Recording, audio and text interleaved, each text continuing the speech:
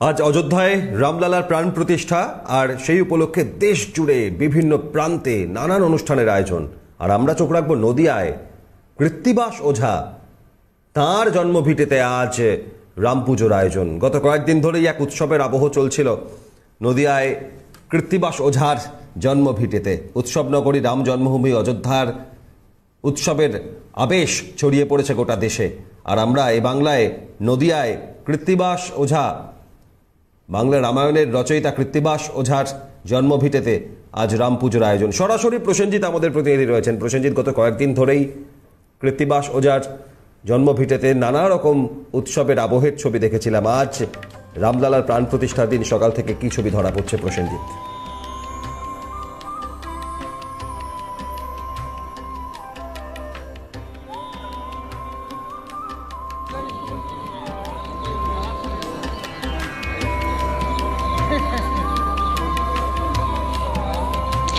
একদমই অভিক, সকাল থেকে যে প্রস্তুতি রয়েছে, অর্থাৎ গোটা চিত্র যদি আমি একটু দেখাতে বলি আমার চিত্র সাংবাদিককে, সকাল থেকে কিন্তু মানুষ জমায়েত হয়েছেন, অর্থাৎ গ্রামবাসীরা কিন্তু একত্রিত হয়েছেন। এবং সর্বোপরি বলে রাখি, যেভাবে সাজিয়ে উঠছে, অর্থাৎ সকাল থেকে কিন্তু পুরো মণ্ডপ সাজানোর একটা কাজ চলছে, যেখানে ফুলের মালা থেকে শুরু করে যাবতীয় বিভিন্ন রকম জিনিসগুলো তারা আনছেন। এবং যেটা বলে রাখি যে সকাল থেকে যে ব্যস্ততা রয়েছে, একাধিক অনুষ্ঠান রয়েছে, যেহেতু রাম মন্দির যেমন উদ্বোধন হচ্ছে, একদিকে রামলালার প্রাণ প্রতিষ্ঠা, আর সেই দিনের এই দিনটির অপেক্ষা কিন্তু দীর্ঘদিন ধরে ছিল। আর সেই দিক থেকে দেখতে গেলে যে এখানের যে প্রস্তুতি, অর্থাৎ যে জায়গায় আমি দাঁড়িয়ে রয়েছি, এটা রামায়ণ রচয়িতা, অর্থাৎ বাংলায় যিনি রামায়ণ রচনা করেছিলেন, ঠিক তার জন্মভিটেতে রয়েছে, অর্থাৎ কৃত্তিবাস ওঝার। আর সেই কৃত্তিবাস ওঝার স্মৃতি জড়িয়ে রয়েছে গোটা এলাকা জুড়ে। এবং এর আগেও আমরা অভিক যেটা লক্ষ্য করেছিলাম যে এক মাস আগের থেকেই কিন্তু এখানে উৎসব এবং বিভিন্ন রকম নাম সংকীর্তন, রামের নাম চলছিল। আমি একটু যাবার চেষ্টা করব এখানে যারা রয়েছেন। দাদা, কতটা প্রস্তুতি রয়েছে?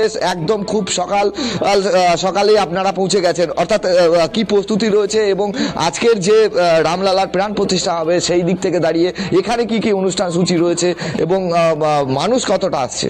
দেখুন দাদা, আমরা তো আজকে মানে ঐতিহাসিক দিনের সাক্ষী হতে চলেছি। 500 বছর পরে আজ আমাদের রামলালা উনি ঘরে ফিরবেন। আর আমাদের এই বাংলার সাথে জড়িত কৃত্তিবাস ওঝা, আমরা তো ভীষণ আনন্দিত। প্লাস আমাদের যে রামকোটারি, শরৎ কোটারি যে রামসেবক, ওনারা প্রাণ দিয়েছিল, আজকে ওনারাও আত্মার শান্তি পাবে।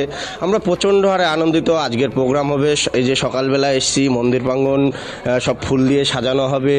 তারপরে গঙ্গা থেকে স্নান করে জল নিয়ে এসে এগুলো মন্দির প্রাঙ্গণ ধৌত করা হবে।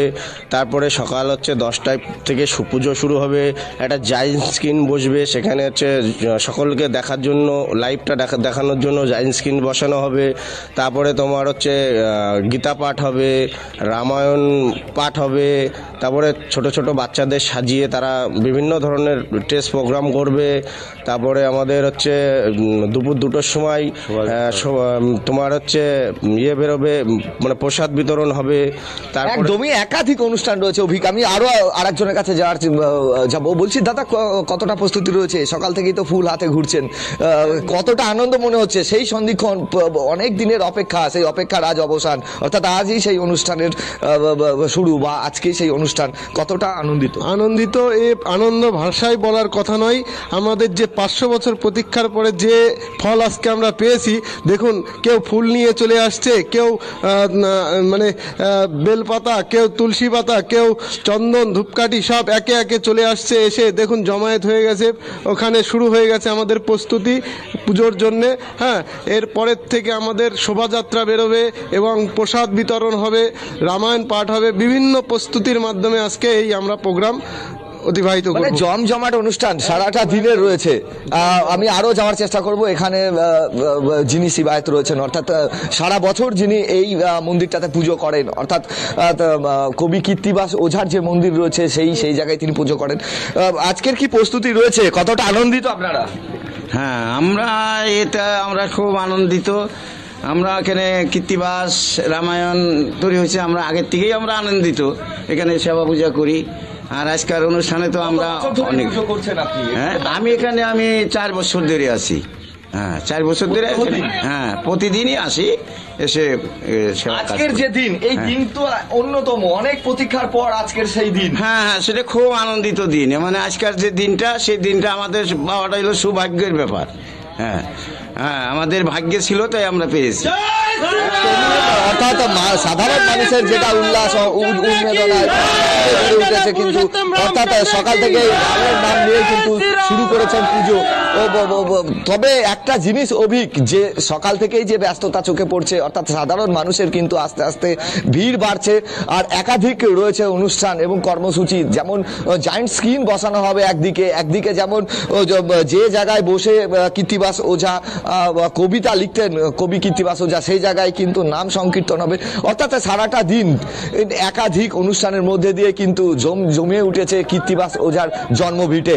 অভিক, ধন্যবাদ প্রসেনজিৎ যে ছবি তুলে ধরলেন, এবং এরপর শোভাযাত্রা থেকে শুরু করে এক বর্ণময় উৎসবের আয়োজন। অন্যদিকে অযোধ্যার ছবি সরাসরি আপনাদের দেখাই, তার কারণ সময় যত গড়াচ্ছে ততই প্রতীক্ষার সেই মুহূর্ত কাছে আসছে। সকাল থেকে অযোধ্যায় সব রকম প্রশাসনিক প্রস্তুতি সম্পন্ন হয়েছে। উৎসব নগরী রাম জন্মভূমি অযোধ্যায় সকাল থেকেই এক বর্ণময় ছবি ধরা পড়ছে। আমরা এই ছবি খবর সব নিয়ে ফিরে আসবো একটা বিরতির পর, সঙ্গে থাকুন।